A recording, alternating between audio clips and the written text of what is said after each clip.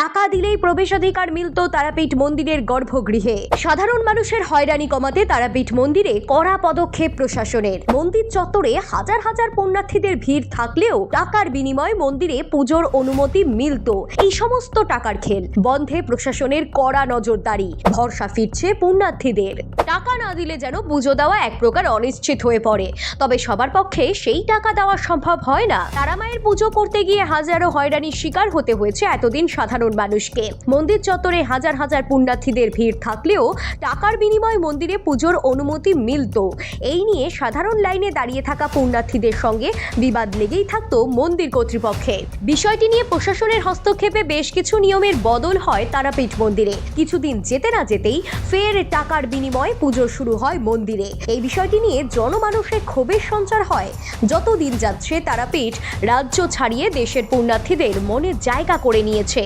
ফলে প্রতিদিন হাজার হাজার মানুষ ভিড় করছেন মন্দিরে। অভিযোগ, মানুষের উপচে পড়া ভিড় দেখে সেবায়িতদের একাংশ মোটা অঙ্কের টাকা নিয়ে মা তারার দর্শন এবং পুজো করাচ্ছেন।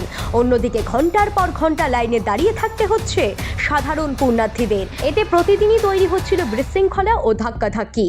অনেক সময় পুণ্যার্থীদের মারধরের অভিযোগও জমা পড়েছে প্রশাসনের কাছে।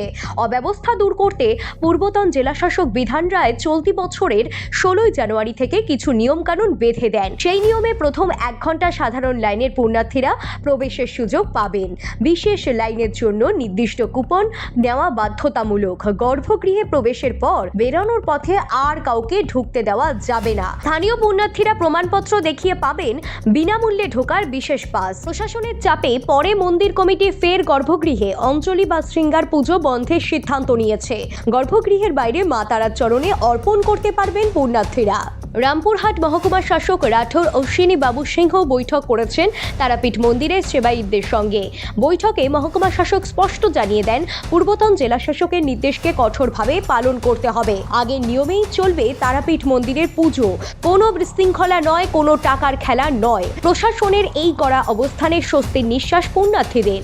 মহকুমা শাসক জানিয়ে দিয়েছেন, প্রতি মাসে মন্দিরের শৃঙ্খলা নিয়ে রিভিউ মিটিং করা হবে। প্রতি মাসের 1 তারিখ মন্দির কমিটির সঙ্গে বৈঠকে বসে নিয়ম মানা হচ্ছে কিনা তা খতিয়ে দেখা হবে।